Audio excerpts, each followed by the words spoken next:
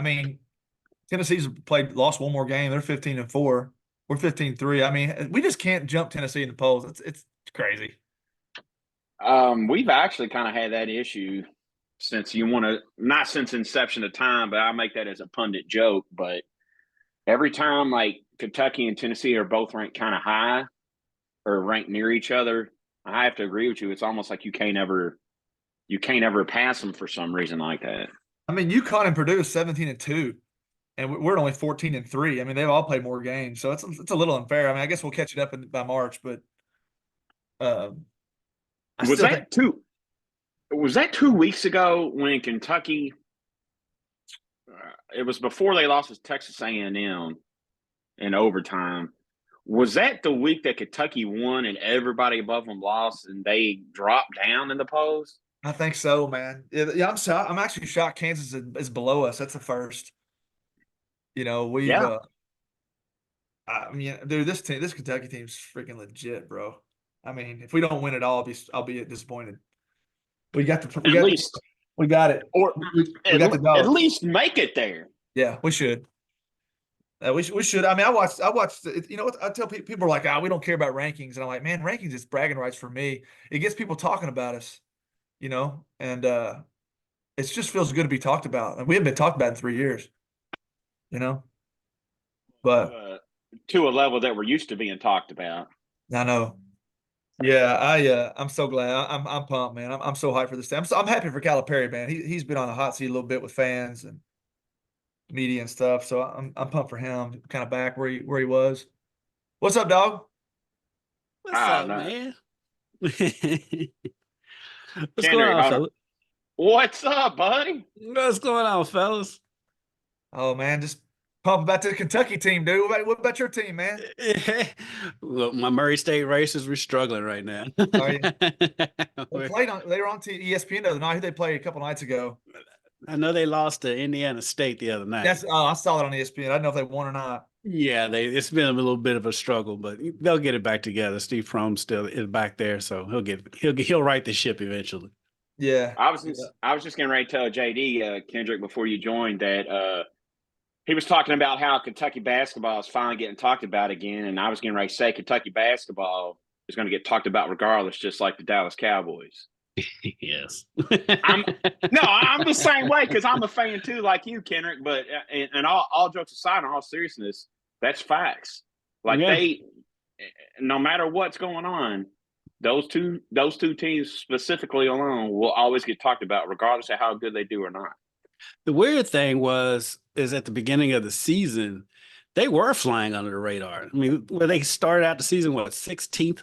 And then I've been sold on this year's team since the blue-white scrimmage, just how competitive they were, how hard they were going, and that scrimmage, and like DJ Wagner, you can see he was mad that they lost that game, and so I've been high on them from that game on. And so even with their losses, like the Wilmington loss, I just chopped that up to them being young and feeling themselves a little bit.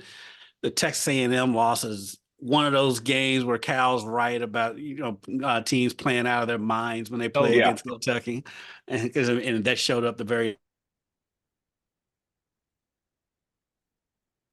I lost him. Yeah, but Yeah, he'll be back in. Yeah, He'll be back. I know Cal's pumped, dude. He ain't gonna let it out. He's pumped right now, but dude, I bet he can't sleep at night. I mean, this team's his best team he's had since 17. I mean, 15, 17. I mean, they're in the 15, 17 category with me. You talking about as far as how the season goes and stuff like that, or how it has been going? The talent, man. I mean, my God, we got the best. I mean, hell, Dillingham's seventh off the bench, averaging 14 a game. I mean, dude, I'm so pumped. What's up, Josh? What's up, man? Can't get the Zoom link to work on my computer, so I'm here now on my phone. Looks clear to me, man. What's up, bro? All right. Hi. How you doing, man? What about these cats, bro? So much fun. God, man, about damn time, ain't it? Oh God, we've been going to the dentist the last 3 years. Now it's just a ball. God, man, I can't wait till tomorrow night, bro. I mean, I just can't wait for the games to even start. I was kind of shocked weekend for that Big Z game. Dude, I thought the roof would blow off my house. I was jumping up and down, screaming, dude. I was like, this is crazy. Oh man, I hope he keeps it going. Yeah. Shocked that they let him come back, because I thought it was on the verge of them kind of treating him in that situation like they did Enos Cantor, where they didn't let Cantor play at all. I was very shocked that they honestly let Z come back. Well, didn't even have like a ruling, so we couldn't even appeal it. They didn't even say no.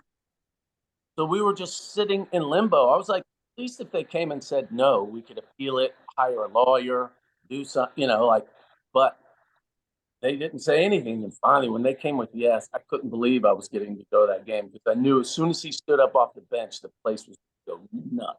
How loud was it in there on that first three he hit? The nuts. Oh, God. First the block, and then the three, and then the three, and then the two, and then the God, three. dude. The behind the back pass. Oh, that was crazy. I'm like, please hit the three, please hit it. And he hit it. I was like, yes. I was just going crazy, man. Oh, we're back. Dunk down the lane and dunk that. I think that they might have just retired. Might have just quit. Like, going to get better than this. He's legit, man. He's good. Yeah, the scary thing to me, from my view, is, set aside all his other skills, the fact that he can shoot the 3-pointer like that. What was it, 4 in a row that he made? 3 in a row, something like that? Yeah, it was 3 or 4 of them in a row. Because I'm not gonna lie, I was skeptical coming in, just because usually those kids from over in Europe or whatever, when they go straight to the NBA. They don't go to college. Yeah. So I was a little skeptical. I was like, how good is he if he's going to college and not going straight to the league? But a lot of the moves that I had seen in his video, leading up to it, we saw in that game, like that spin move in the lane. I mean, this dude's seven whatever, and agile like a point guard. And when he on that spin move, I mean, he's legit. I mean, like I said, I was high on this team before, and I was a little worried about incorporating the 7-footers in, but they're joining the fray. I mean, as good as you could ask. And it's so fun that the team likes him so much. Mm-hmm. Hell, they love the kid, and he's got a great personality. And also, I took my 13-year-old nephew to the game, and when Z made that first behind the back pass, he was in there about 4 minutes. Balls on this kid. With Cal over there, Cal would have gone nuts at him, and he just perfect dime behind the back pass and then I was like, please go in. Yeah. That's great. It's funny. I live in Nashville, so I have a lot of Tennessee fans in my neighborhood and friends, of course. They hate us. They hate Kentucky with a passion. They say we live in the past because we got 8 titles and they don't have anything, and so I'm constantly bickering with them. Well, after that game, I mean, I slept like a baby that night because Kentucky won. Duke got beat. A couple other teams got beat. I can't remember who they were, but the next morning I wake up, I got a text on my phone, and it's from my friend Bill. Bill lives and he's from Knoxville. He's a diehard UT fan. He talks smack all season long when we lose. I get a laughy face every time we lose. That's the only thing it says. It just burns me. And it said, "Who is Big Z?" I just started rolling, man. I was like, "You'll find out in a couple weeks, big dog." Yeah, I loved it. I loved it. Player in the SEC though. That Connect kid, he's legit, ain't he? Next level, and he reminds me a lot of Shea Gilgeous-Alexander. 6'6", can get wherever he wants, can really shoot it, can shoot it better than Shea could in college from deep anyway, and is tough. He's lottery. Wow. Is he all they got? I mean, I haven't watched him play. I mean, I hear his name a lot. We stop him, we good, or they got more weapons? Got a lot of guys back from last year, and their defense, they got a lot. They're, give us problems because they're a bunch of grown men, and we year olds. But that kid, wait till you see him. If you see him playing sometime, we'll play him. You'll get to see him. But check him out. He's fun to watch. Yeah. Now, how much with the addition of Big Z do you guys think it just makes Cal's job that much easier with the talented team that they have? I mean, it's for me, it puts them over the top to me as Yeah. top 2-3 teams that I've seen this year. I mean, UConn's been phenomenal. Tennessee and Auburn are two of those teams that I just never believe in, no matter what they have on their roster. I mean, they're gonna lose at some point. That's just one of those teams. Those are two teams I will never put any money on. But with Big Z in there, I'm taking it a little bit with a grain of salt because I mean, Georgia obviously probably did not scout Big Z. He wasn't on the scouting report yet. When these teams adjust and they adjust to him being on the scouting report, we'll get a better gauge of how good he really is. But right now, from everybody I've seen, and I've seen a good number of teams so far, they're definitely in the top 5 teams I've seen this season. Yeah, yeah. Well, I think that we need to, because I even said to some friends, I was like, don't be surprised if that's the most points Z scores for the rest of the year. I mean, that's just legitimate. Everybody thinks, but he's not going to hit 4 for 4 from 3 or with 1 foot. He's not going to do that. But you did see skills and his rim protection that were great. So as far as, even if he doesn't do that again, which how could he? But it's at worst, we got a lot more depth. 3 legit 7-footers. I love that he played 2 of them together a long time because it actually gave Trey a chance to sit because he's been playing, all but 2 minutes every game. And then we also, if there's an injury, we're a lot better off. Can't lose Trey really, but he's probably our most indispensable at this point. But just if there's an injury, then there's another, but it's fun. It is, man. Right. No, it definitely is. For me, the only thing about that game that I didn't like was how much they took the foot off the gas. That's the young stuff that worries me. Yeah. That and the defense. I text my cousin, he's a giant Kentucky fan. He's also a huge basketball fan in general.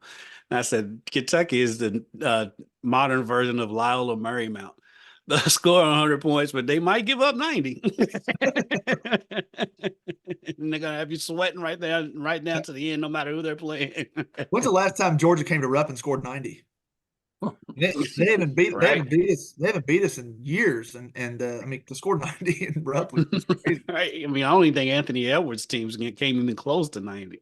Yeah, Georgia had a player back in the late 90s that was great. I can't think of his name, but we always had problems with him all the time, and it kind of took me back to those days with him. But yeah, I was shocked. But I mean, these guys, this Kentucky offense is just, man. I have a feeling in my bones like we're back. I mean, Dad and I went to the Kansas game, and we had them beat in Chicago, and just walking in that arena, seeing Kentucky fans happy again, high-fiving in the stands, man, and seeing the way we play. We lost that game, but I left Chicago thinking, like, we're legit. Like, I'm not mad. I'm not upset. I mean, we just played on the biggest stage in college basketball to Kansas, who was ranked number 1, and we had them beat, but didn't have Bradshaw. And dude, my dad and I left there happy.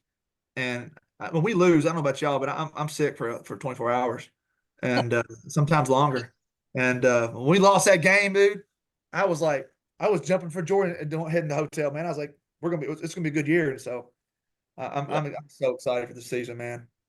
There wasn't anything bad to me in that loss because at one point in time they was up 14, 16 points in the second half. Now, granted, case in point, the defense, not having Bradshaw and then not having Big Z, but to be up by 14 to 16 points in the midway of the second half against a team like that, it's got to show you what the team's capable of. But the flip side of that, like we've been talking about the last few minutes, is the sheer lack of defense. As good as the offense is, the defense is like,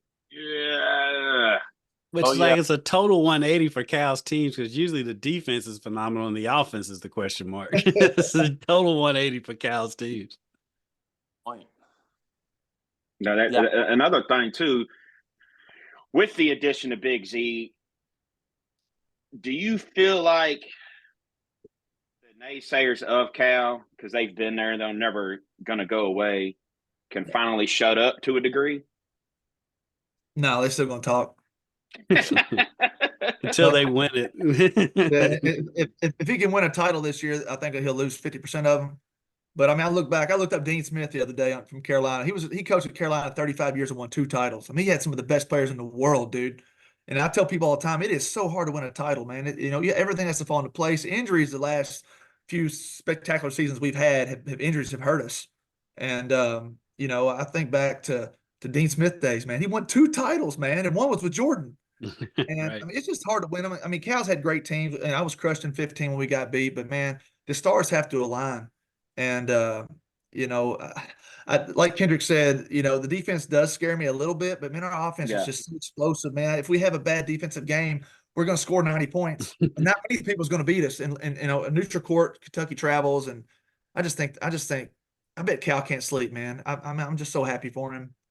And I mean, I think this is his year, man. I really think it is. I've been waiting. Gosh, I'm going to ask. Single elimination tournament is it's brutal. Yeah. So I try and look at how a program is by saying, okay, what if they played all these games 2 out of 3 mini series? You know what I'm saying? Mm-hmm. Cal, 4 times under Cal with John Wall. Definitely, we won then 12, 15. Well, those 3 for sure. Best teams in the country. Wasn't even close, really. You can, but that doesn't always happen. I remember when we won in '98. We were not the best team. We got Kansas was the best team. It was ousted in like the 2nd round or something. And so it's just hard. A single elimination. One team gets on fire and you're done. It's over. So it's just so difficult. So I always try and look, if they played 2 out of 3 the whole way, who would have won it? And we would have done at least 3 times with Cal. Yeah. I'm going to ask this question. I'm going to have Kendrick go first because he's got to get out of here. He's got some stuff to do. He's got a jobby job. Would this be considered a failure for Cal? Again, I'm going back to the addition of Big Z. Would it be considered a failure if they don't make it to at least the national championship? Kendrick, go first. I wouldn't say so, but I've got a different opinion. But it's like I think it could, like Jay said, it's so hard. Like Josh said, it's so hard to get there. And it's one game scenario. Now the detractors, they're gonna pile on. They're just sitting there waiting for it. And even like people I know who are diehard fans are like, we just hope Cal doesn't mess it up. And so I think that the criticism is definitely gonna be there. In my eyes, I think if they can just get to the Final Four, I think that's a successful season, and then everything's cake from there. Because, like I said, it's a one-game scenario. But if he doesn't get to the championship game, he's going to get a lot more criticism. But the thing about Cal is Cal doesn't care. He don't care. He doesn't care one bit. He's going to go out there. He's just going to go out there. He's going to bring in some more NBA ready recruits, and they're going to go out there and they're going to ball out the next year. And so he's not worried about it. But yeah, if he doesn't get to a championship, he's probably going to get a lot of criticism. But he won't get it from me because I'm like, just get to the Final Four. Yeah, Final Four, everyone would be pretty happy with. There's still going to be that percent that are just trolls. Who cares? But if he doesn't get to the Sweet 16 with this team, then there's a big it's legit. And then it's legit. We ran into some because no telling what our seeding will be, But if he doesn't get to Sweet 16, there's going to be loud voices. Oh yeah, oh yeah. He's got to get to the Final Four. It has to. I mean, this team I don't think this team's hit their peak yet. And if we can get to the Final Four, I think we cruise right to the championship. I mean, we can shoot, we can jump, we can block. We're deep. I mean, Dillingham's 7th man off the bench, averaging 14-something a game. What 7th man in the country is doing that? I mean, we just have weapons. I mean, it'll have to be a night like the John Wall night we played West Virginia in 2010, where we just couldn't hit water if we fell out of a boat. I'll be shocked. I mean, this team's better than that team. We can shoot better, but like I said, he's got to get to a Final Four. I mean, like Kendrick said, I'm not going to be mad at him. I mean, there's nobody else for this Kentucky job but John Calipari. When he leaves one day, I'm just going to go into hiding. I don't know who will ever replace him, but he just I can tell he's got fire in him, man. He's changed his offense. But like you said, he's one that takes criticism with anything, man. Nothing bothers that kid, man. Nothing bothers him. I mean, it's hard. It's hard to be a college coach these days, man. I mean, the Sharks are hounding fans. You know, you can't win a game. You know, bashing you. It's tough to overlook that stuff. I know he hears it, but man, we got the weapons, man. I am just praying that we stay healthy and we just keep putting our foot on the gas. Yeah, I can't put that pressure on Cal to win a championship because I look at it like this. I'm 48 years old. Kentucky's won a championship 3 times in that 48 years. I can't expect them to win the championship. I mean, they've only won it 3 times in my 48-year life. Man, when I was in college in 2003, we had Bogans, Prince, Chuck Hayes. We were the best team in the country and should have won it. Bogans got hurt and we lost. I think Maryland beat us. I think it was Juan Dixon hit a 3. It was something. I remember. I was at the D Wade year. It was the D Wade year. D Wade went crazy. That's what it was. And man, I was crushed. I thought for sure we were back, but man, it's just you just never know. That was fun. Like we ran into Marquette and we were like, we made this guy Dwayne Wade look like one of the best. I know, top right? 75 player. Somebody that no one knew was Dwayne Wade. You know, at that time, like, did we play Arizona State one time? And that guy that is out of the NBA because he refused to travel. You know, he had some George Niang. It was like, who's this? What? And so I always worry that there's a wild card out there. Yeah. For him all year. I'm like, And actually, last year, I promise you, I live in Austin. I went to the Texas-Kansas State game. I was like, they had a little guard who is dirty and not scared at all. A man. And then it happened. So maybe I shouldn't look for it. Kendrick, you got any final words before you take off, man? I'm just enjoy the ride. This is as fun of a team that we've seen around here. I mean, honestly, since the 2013 Louisville team and the 2012 UK team, this is the most fun team we've seen since that era. And just enjoy it. Don't get stressed out. You know, I mean, I'm the last one to tell somebody don't get stressed because none of these games really stress me out. But enjoy it. And you know what? They're probably going to lose once or twice again in the regular season just because that's how it is. Some crazy road game, you know, at Mississippi State or something crazy like that. But this team is legit. You've got the guard play. I mean, Rob Dillingham is like, he reminds me so much of Russ Smith because he can drive you crazy and throw something up and it'll go in. And so he's so fun to watch and read Shepard. I mean, the team just goes, like, this team is a legit team that you never know who's going to go off for 25 or 30. You never know because it's got 7 people who can legit score 25, 30 points in a game. So just enjoy it because it's going to be fun. Kendrick, I want to thank you for your time, fellas. We'll continue. I know you got to get, Kendrick. See you later, buddy. Appreciate Kendrick, you. Sorry I was late. I apologize for that. Fan of yours, and I hope to see you around, man. Hey, I can't wait to see you in Lexington. I'm sure you'll be there. Sure. Fantastic. Thanks, fellas. See you guys. So, Josh. Yes, sir. Let's switch gears and let's talk not basketball, football. Sorry. I think the biggest misconception, the 2-part, of Mark Stoops and being a Kentucky football fan are? I don't know about the biggest misconception. The biggest misconception is with our younger fans that are like, get Mark Stoops out of here. He can't get – they don't know what we've endured as football fans.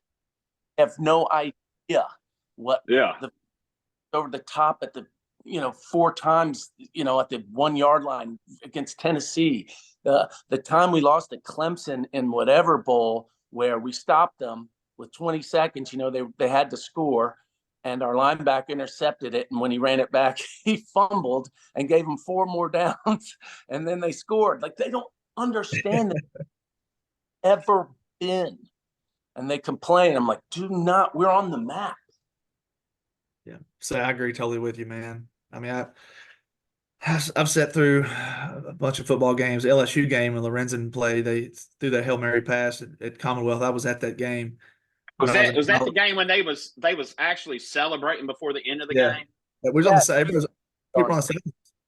and just stuff like that. I mean, I've lived through I've always been a diehard basketball fan. I mean, football was always a plus, but my cousins all grew up going to the games and stuff, and so I'd go up in the summertime and go with them. And of course, I remember the couch days and even the Arthur's Pinner days and the days when we were kind of getting things going in the mid 2000s, and then we wouldn't we lose a few games and never reach a bowl game. And but I think Mark's done. I was shocked, man. I didn't think he'd do as well as he did. And I played the very first. I played his welcome party over at Donnemeyer Farms in Lexington when he first got hired, and I didn't know how he'd turn out, And I had a fun time that night, and he was a nice guy. And he's done quite well for himself. I got to give it to him. To go from where we were to where we're at now. I mean, I'm happy with a bowl game anywhere. I hope we can keep Liam Cohen. I do too. I don't know what's going on with that. I've been reading about it. But that's tough because they want to come play in that offense. So I hope we can keep him. The Bears, he's not going to the Bears. The Bears found somebody, so the Bears are out of the question. So did Ohio State found somebody. So there's two. We've dodged those two. I hope that he will stay. Yeah. Yeah, I do too. I think he will. I'm really excited about the quarterback coming in from Georgia. I've looked him up, and he seems like he's pretty legit. We need a stud behind the ball, man. That's just gonna. I mean, look at what Will Levis did for us, man. And I was. I mean, I'm a Devin Leary fan. After what he did at Louisville, man, I'm just unreal. I mean, for him to go in there at Brom's first season, beat Louisville at Louisville when no one picked us. No one. He come out there. Nobody. He out there with the grit and toughness and beat them, man. I'm forever a fan because of that. Season saver. Totally. Yeah. So speaking of season, and you mentioned Clemson a few moments ago, I want to talk about that game specifically. I made a post, and a lot of people kind of came at me about it, and I'm not signaling Brad White out, but who takes the blame for that catastrophe? I know the offense might not have put up any points, but equally as the offense didn't put up points, the defense allowed just the same amount. How much blame do you guys personally think Brad White deserves? Or you get what I'm saying? Like it's just like when the offense doesn't do the correct thing, it falls on the quarterback. The quarterback of the defense is the defensive coordinator, correct? So wouldn't you think, based upon that the defensive coordinator takes the blame? I mean, I don't know. Maybe. I don't know. I do think that we were lining up against a team that had superior talent. Yeah. And we that thing off. They are, top 5 recruiting nationally every year. And so I thought we were going to win, and that sucked, but I don't know if I'd blame him. I'm not sure I'd blame him. There was a lot of factors. Yeah, totally agree. It's just one of those. It's just sometimes our luck at football, man. I mean, it just seemed like every time I'd go to a football game, we'd lose that game. I'm like, I'm just gonna stop going. Like it could be anybody. I drive from Nashville to Lexington to go to the game. It's just sometimes just the way the cookie crumbles, man. Just our luck. And I mean, I'm happy where we're at in football. I think. I mean, it definitely could be worse, but I mean, Stoops has turned our program. I love Joker, man. Joker's one of my dear friends, and he just got dealt a few bad cards. And I mean, Joker was in my first music video. We became friends. Met him at a derby party. That dude was the coolest dude. That dude got me in UK. That's where we met. That was, yeah. And my wife loves you anyway. All your shows you're in. So, big fan of yours, man. I you know what? I have I got the Alexa, and you can say, hey, whatever, and wake me up to this song, whatever. And I've got on there right now, straight from Kentucky. I love it. I play that song. People are like, who the hell's Kaywood Lefford? I'm like, get out of here, dude. Get out of here. That's crazy. They used to play that at Rupp after all the games. I'd hear it I watched the SEC Network, and they go back to interview the players a couple minutes after the game, and I could hear my song in the background. They don't play it anymore. I wish they would. It was kind of cool. But I appreciate you, man. Wish the band would play a version of it. Oh, yeah, I would too, man. You know what's funny?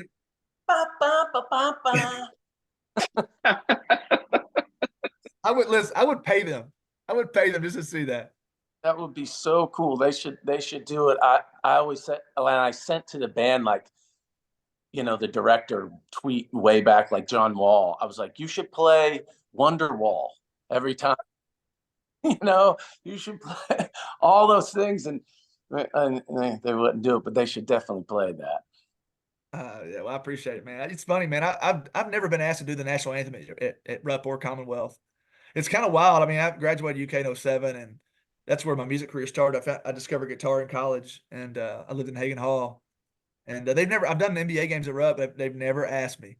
It's wild. Never have. Yeah, well, we gotta change that. Yeah, and never have.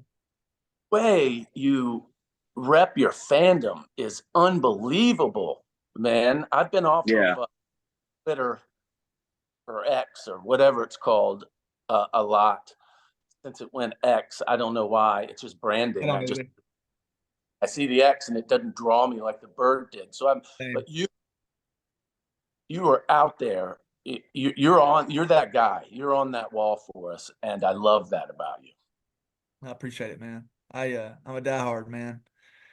It's been in my blood since Kenny Walker days. My parents raised us on Kentucky. I mean, when I got in college, started playing music, and started kind of building a little career. And it's just Kentucky basketball is what I do in my off time.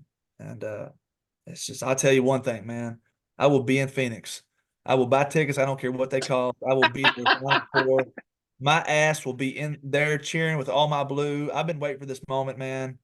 Did you let your boss know that? When I say boss, I mean your wife. So your wife already knows way ahead of time. Okay, all right. She already knows. She told me yesterday, we need to look for hotels. We gotta look for hotels. I'm like, go ahead and look for a hotel. This team's legit, babe. But my wife, I've turned her into a Cat fan, so she's not near as crazy as me, but she does support me. She was an Indiana fan. Her dad's an IU fan, and so I converted her years ago. But yeah, Josh, I appreciate your support, and I'm glad you see that, man. It makes me feel good. Well, I'm also, Corey. I don't know if you know this. Corey's my cousin. That's what he told me, dude. What a small world! Wow. Corey is a Cat fan, and he's a contrarian in his family. He lives in Louisville his whole life, and she tough for him, hard sledding there, and they're big time Card fans.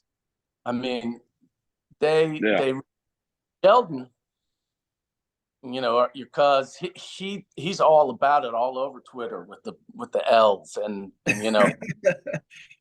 I know their whole family is big time Louisville, so he's held the mantle for us on that side of the family. So I'm happy. I've tried. I'm the only one out of both families, actually. I mean, my father's third wife is a Kentucky fan, but after second cousins and third wives, you kind of really don't consider it family. You get my point. So I consider myself the only one other than you. I'm just being honest.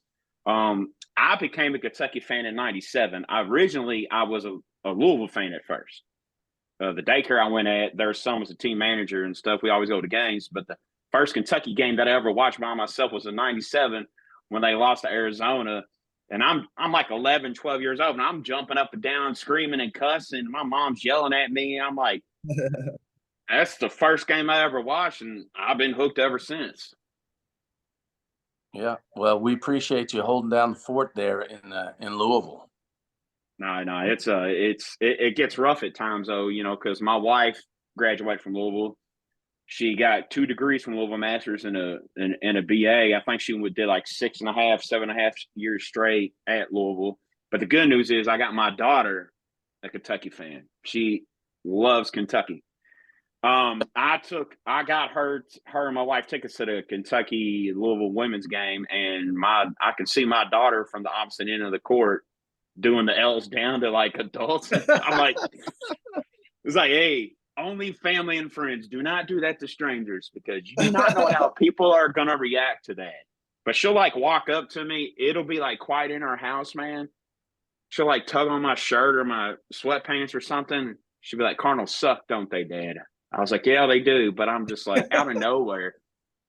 It's pretty cool, man, that I can get my daughter into liking some of the same stuff that I do. It's pretty awesome. I'm That's why looking forward to that. My son.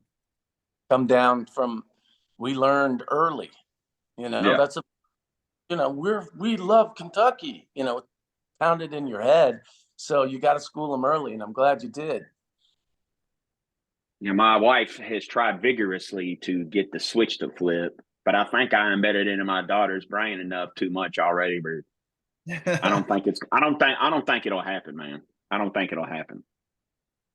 My son's 3 years old, man. He's never witnessed Louisville beating us in football or basketball. It's wild, ain't it? Wow. Never What a witnessed. way to help continue it going. Yeah. I want to switch gears here. I want to switch gears here and talk about some stuff non-Kentucky. What you got going on musically, JD? What you got coming up, man? Well, man, I put a new record out back in the summer of last year. So I usually take about a year and a half and tour off that, just building a lot of shows, man. I got to record with the Oak Ridge Boys, which is a huge career moment for me. They're actually retiring from the road this year, and they're on their farewell tour. And if you guys are familiar with them, they've been in the business for years and years and years, man. Hall of Famers. And so I got to record with them and just build my tour, man. I've got about 40 shows on the books right now. We're heading to Vegas and playing out in April, and Chicago.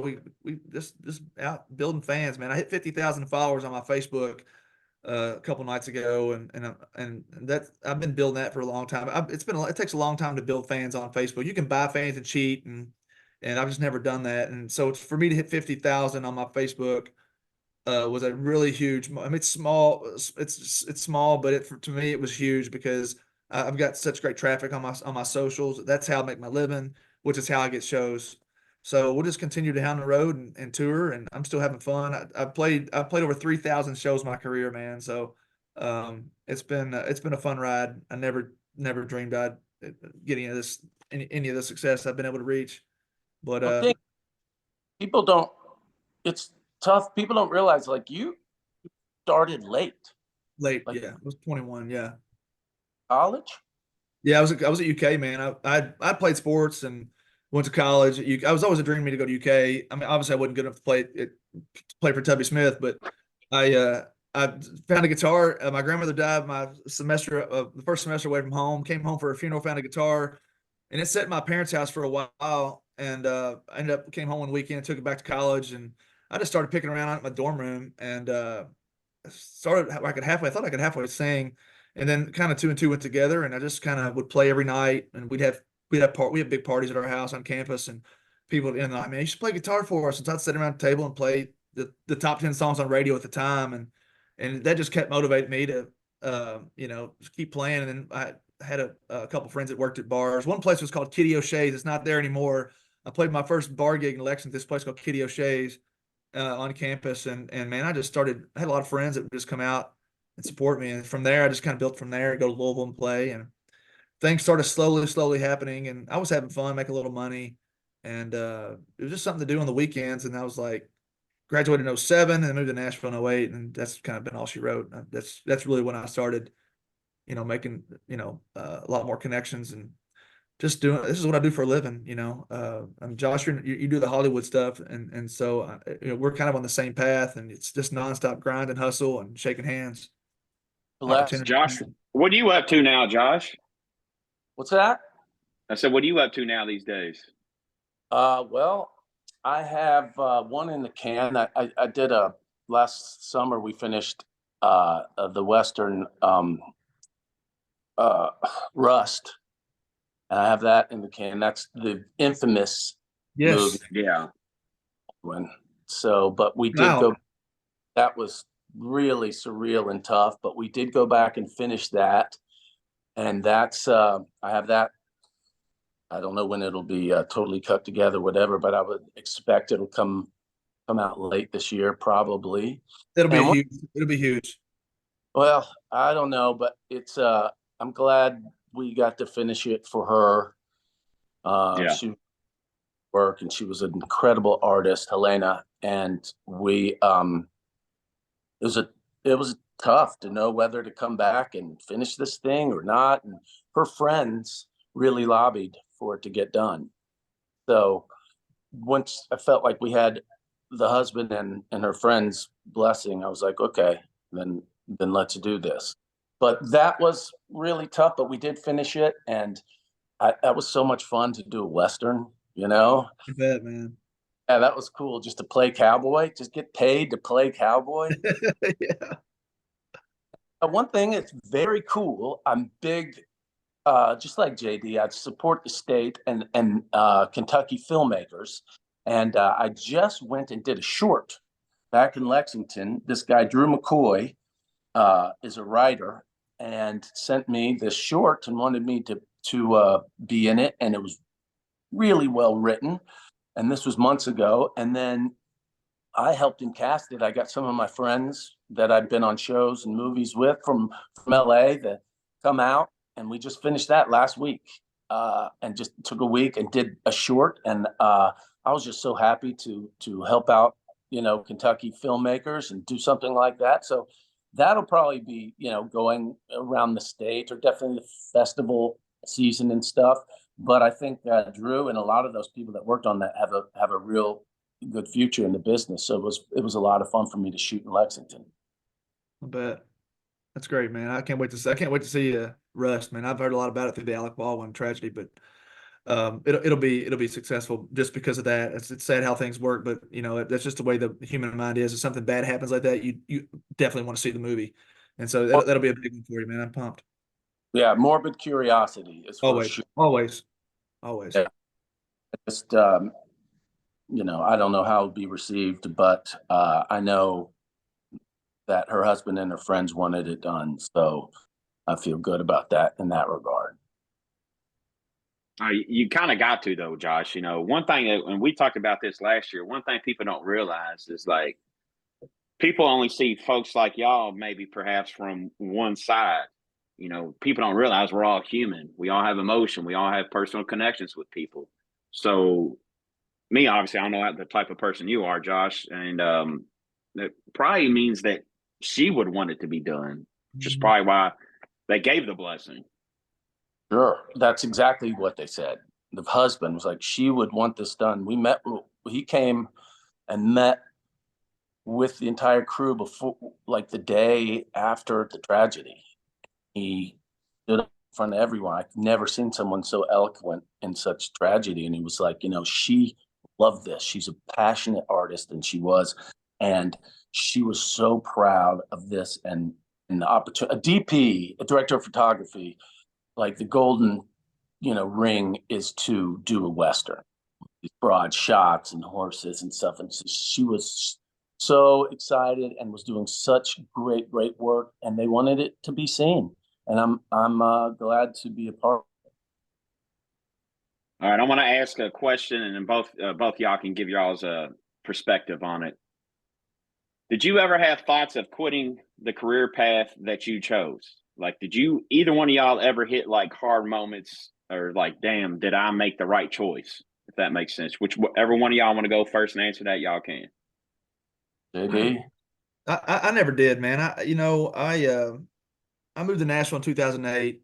I didn't know anybody here. I knew one guy, and I could never get him to return my calls. He was in the business, and I did get kind of down, like, man, I don't even want to work with me. And then I realized with bookings, and that's just the way life is. People don't always return your calls, and people tell you no. And if you can get past that and just be thick skinned, you can, and just keep plowing ahead. I've just always done that. But I've never been to a point in my career where I'm like, man, should I go back home?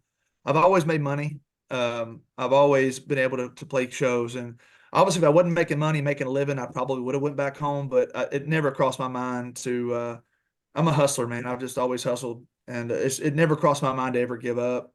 I did come down here. I worked some, 40-hour week jobs. I worked for, the first 5 years of my career, I worked for an insurance company doing flexible spending account claims. I did just claims all day. And while I was at work, I'd be looking for gigs. I'd get home, I'd play shows at night. I'd drive to Louisville. I'd drive to Lexington, wherever I was playing. And the weekends would be work, would be music. And then the week would be, making a living. And so because I was making a living, that really kept me going. And, but I never got down. I never had a record deal. I've always heard the record deal, letting you go off the record deal is pretty depressing. I never got signed, so I never went through that. everything I've ever got on my own. I've kind of been my own. I've built my own ship. So I never went through the lost my record deal phase, as I hear artists go through, where they own your music, they keep everything. You got to start from scratch. And so I don't know what it's like to be signed to a big label and to have all the ownership rights taken right from under your feet. So, so personally, from my standpoint, never thought of giving up. Josh? Sort of the same, JD will back me up. The life of an artist is tough. There's a lot of highs and a lot of lows, and you got to be even keel about it and persevere and just keep going. You just have to keep going. I don't even remember this, but my buddy tells me this, that so when I moved to New York, I quit school, in my sophomore year. I was at Auburn and went to New York. Eventually, I did a year at Actors Theater of Louisville, and then I moved to New York. I didn't know anyone in New York. I mean, I was lonely. And it's hard to move away from your family and be alone. Yes. Amen. Yes. It's a lot to give up. People don't realize. And I mean, I lived in my car until I could find a place to really stay. And I lived in what even New Yorkers would consider the grossest place in New York they've ever seen. And you hear all the stories about terrible apartments in New York, and it was tough. But for 6 years, but it's the journey. And now I look back at those New York days and with such fondness, but it was really hard. But one of my buddies, after I'd been there, he wanted to, before he went to grad school, he wanted to do, 6 months in New York and just wait tables and just see New York. So I said, he came up and stayed with me. And he tells us, so I can't remember. He said, he asked me like, well, this is how long are you going to give it? Like, I go, what do you mean? He was like, how long are you going to give this to you? I was like, I'm forever. Yeah. You mean? And I always said that's sort of the mindset you got to have if you're going to push through this. I think a lot of people, if you have a default option, you're probably going to default to that option at some point because the lows are lows. To me, and I'm sure, JD's the same way. It's like you have to just laser focus, and when you're down, just get out of bed. Just get out of bed. So I always, that story, I was like, what do you mean? How long am I give it? I'm going to give it till it happens. Yeah. Everything you say, Josh, I relate to 100%. I mean, leaving family, leaving all your friends, yeah, back home. They're all partying on the weekends in the barn back home with all the college friends, and I'm here in an apartment, watching Andy Griffith, waiting for my next gig tomorrow night. It's like, man, this is kind of lame, But I'm so glad I did that. Did what I did and built what I have, and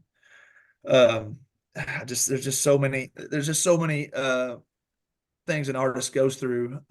Losing friends, people get jealous. Success, any kind of success, it just makes some people just hate you. And one thing that I kind of went through early on when I started getting some really, really big gigs was people would talk about me on Facebook back home, and I'd see it, and I never would respond. I would just see it, and it was just motivation for me. And it's just like, man, these people don't even know me. And then as years go by, somehow my crazy brain would remember those names that would talk bad about my music. And years later, those same people would come into my website and say, is there any way you can donate to our charity? And I'm like, nah, no, I'll pass. And I just remember, it's like you sometimes forget the people that help you get there, but the ones that don't, you never forget. And man, I can't tell you how many full circle moments I've had where someone has asked me to help, and it's just like, I'd love to help you, but I got to be honest with you. In 2008, you talked bad about my music on Facebook, and I never forgot it. And because of that, I just have to politely pass. And I've said that, I've had that happen a couple times. But as an artist, a lot of times people come up to me and say, when are you ever going to make it big? And it's like, I don't know what that means. I mean, obviously I'd like to have a Grammy Award and a selling out Rupp Arena every night, but that's hard to do. But from where I'm at right now, my career is funding my family to live a great life. And it's like some people that's not enough. And so Josh, I don't know about you, to be in a, to me, it's like, I don't have a number one hit, or I've never sold out a stadium. But people think you're a failure if you don't reach that. So you have to understand how to answer people that ask you that, because people just don't know. They think we're starving artists and we're living on the streets, and I'm not. No. But you have to explain sometimes, and I get that. Yeah. The make it For big, sure. a question alone. One thing that I'll go ahead, my bad. Everything you said just touched home so much, and I love that you have JD you said I never wrote anything back, which is really difficult to do. It is hard when you're younger too, because you're not as seasoned emotionally, and that just tells me a lot. And then it tells me a lot that you were so straightforward and a man enough to go, not just say, no, I'm not going to donate, but here's why. Because I know duplicitous, and you said this, and now, and maybe you regret it or whatever, but I'm not. The fact that you could say that is really impressive. I remember coming home and people being like, I could tell the ones that were with me, the people, I'd come home and they always, the same dudes would say, oh, hey, bro, you still trying to act? Mm-hmm. On everything, I would just be like, yeah, still plugging along, still trying, and people think if you're not Matthew McConaughey, or Taylor Swift, you haven't really made it. But I would say we've made it pretty well when we get up every day and earn a living doing what we love. Amen. That's what I consider success. And I still love it. I'm writing too. I just enjoy it. And people don't understand what you're doing, making money, you're so successful. And it's 10,000 people get off the bus every day in LA to do this. We're both 98%, in our field as far as money and being able to, and that's really, really difficult to do. So you don't really, as you get older, you learn what the lessons he's learned, and I have that success is what you make of it and what you think, and the naysayers are going to be there even if you made it huge. Oh, yeah. They're going to. So what you said was really impressive, the way you handle it. Yeah, I appreciate it, man. I get asked a lot because, I'm going on probably, I want to say my 5th year at it, but I've got it to a point now where it's like, I don't have an option to quit. Like, why would I quit now? Because one thing too that I believe in, as soon as you quit, it's the time you shouldn't have, if that makes sense. Because usually people aren't successful because they're afraid of success, if that makes sense. Mm-hmm. Yeah. And I don't, if I quit, what have I put all this work in for? For nothing. And I'd be damned. I mean, yeah, I'm so proud of you that you've built this from nothing. And then you get, all these press passes and you get these people on here. I mean, how did you wake up one day and say, I'm going to start this podcast? Honestly, I don't know. You know me, Josh. I've always been a wild hair. I just woke up and said, F it. Why not? I know how to talk. I know how to make people laugh. I know how to have a conversation with people, all walks of life. Give it a shot. And if it works, cool. If not, cool. Either way, one thing that I've always taught myself is you can be okay with failure as long as you gave it your best effort. There's nothing wrong with not. The worst thing to do is not try. Mm-hmm. And I'll be damned if I don't try. That's awesome. Heck, well, I just got Vince. You got two champions that believe in you, man. Josh and I both believe in you, and I've done a lot of podcasts, man. From just, I've told my same story a million times and stuff. And anytime you need me on, man, I'll blast you on my social, whatever you need, man. I'm in your corner. Yeah, All here, right. Corey, challenge you. When we get closer to March, have us back on again. I'll come Yep. back as the season progresses. Yep. Yeah, definitely. We got to maybe try to go to a game one time together, Josh. Know it. I know. We got to make it happen. I haven't. This was the first time I've been back in a couple of years, at least 2 or 3 years, and it was. I got to tell you, it was one of the most fun. You got the best damn game of the season, dude. Yeah, no kidding. Talk about Big Z? jealousy.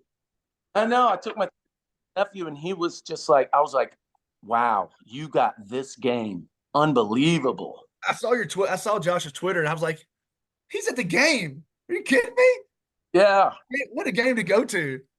So lucky. So lucky. The Big Z game will go down in history. Oh, for sure, man. But final words. Everyone, y'all want to go worse? If y'all could give any kind of advice to people out there, what would it be?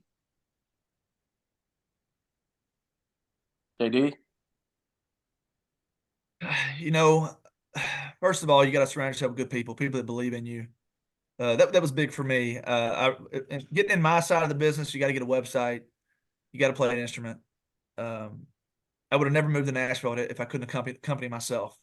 If I have to depend on someone else to help me make the money, then probably won't be successful. So I taught myself to play guitar. I could sing. I could do shows by myself. Get a website and just release music and just become engaging on socials. Those three things have propelled me to, get past the naysayers, to actually build a brand and to be somewhat successful is doing those three things. Website really got me tons of gigs because I had a professional website. I had ways people could find out about me, who I am, pictures, video, audio, what contact page, all that stuff helped me tremendously when I first started. And just having a Nashville address, moving to the city, like if you're going to be an actor, like you said, Hollywood, Nashville, LA, all those places, you really need to leave your hometown and move into the city to get connected. Those things really propel me. And I'm just so grateful my parents nudged me out of the house when I graduated UK, man. I probably would still be living in Taylorsville at all a pipe dream, man, just thinking of what would have happened. And I'm so glad mom and dad said, look, if you want to chase these dreams, you're moving to Nashville. And if you don't, we don't ever want to hear about them again. My parents told me that. And I was like, damn. So the next day we packed a U-Haul and I've been here ever since. So you got to believe in yourself, man. There's a lot of times people didn't believe in me at all. My best friends didn't believe in me. Some of my best friends I went to school with still don't come to my shows because they thought I was too good because I was going to be an artist. And I look down now and they're all down there and I'm up here and it's just like, I'm just so grateful. I believed in myself and I had good supportive parents, but get a website, learn to play an instrument that can accompany yourself, and dude, sky's the limit. Josh? Man, I love what you said there, JD. All of that. I'm really lucky to have parents that were very supportive. Now they were very concerned. I quit, so that I understand. I never knew you quit school. That's crazy. Yeah. So they were scared to death, but through all that, supportive. Even though they were like, "Oh my gosh, what's he doing?" But through very supportive, and that's lucky. Not everyone else has that, but believe in yourself. Make sure in my field, make sure you're not doing it because you want to be famous. That's not going to work. Make sure you have a passion. If you have a passion for anything and you go for it, you're going to do better than people that are doing it because it's work or money. Passion will take you the furthest. And like I've talked to, I don't know how many kids that are friends of friends, kids or cousin or nephew, and I see the ones that come in, they go like, I want to be an actor or a model or something. This might not be, not what this is. So I'd say make sure this is what you want to do. But now it's so different than when I'm a dinosaur. Now these kids go create content on their own and put it out. And that's amazing. So the ones that are good at it and go for that is amazing. So now it's different than when I was. You can sort of do it from your basement a little, at some point you got to go. You got to move to New York or probably Hollywood, but it is a lot more accessible now with the internet and TikTok and all that stuff that I don't even know what's going on. I'm so old. I'm same with you. This last year was the first time that I've lots of Saturday Night Live. I have like not known who the musical guest was, but this last year was the first time I didn't know the musical guest or the host. I'm like, that is really old. But I'm just with you. I'd say listen to everything that JD said. I almost want to call you DJ every time because it's just DJ. He's coming around too. He's playing. Dude, listen, I had a buddy of mine before we go. My buddy, he's a big Louisville fan, diehard Louisville fan. He told me DJ Wagner's not that good. He can't shoot. Him and Dillingham won't even get along, and just kept going on. I'm like, all right, wait and see. And a couple days ago, I texted him. I'm like, you ready to take back what you told me? Because you know that's a lie. DJ Wagner is the glue to the team, dude. He's gonna be the best point guard in the country, dude. By the time March Madness rolls around, this dude is finally coming on. He's a dog, bro. Draft pick. And they've got different skill sets. He's for sure. Yeah. Hits to the rack. And so does Rob, but Rob's more of a shooter and isn't as tough and built as DJ. So DJ will break you down. He's great, getting better, I should say, on ball defender. And I love where he's trending right now. Hey, before we go, I want to ask y'all, do you think Kentucky can win the national championship right now? You think we can win it? Duh. 85 out of 100%. 85%, yes. Gives me coach chills, man. Let's go. Can't wait. No, that's not the question, cuz. It's percentage of what you think. Do you think we can win it? Yeah. Yes. Yeah. I mean, hey, let's enjoy it, folks. We're back. You take care. Y'all be safe. In Phoenix.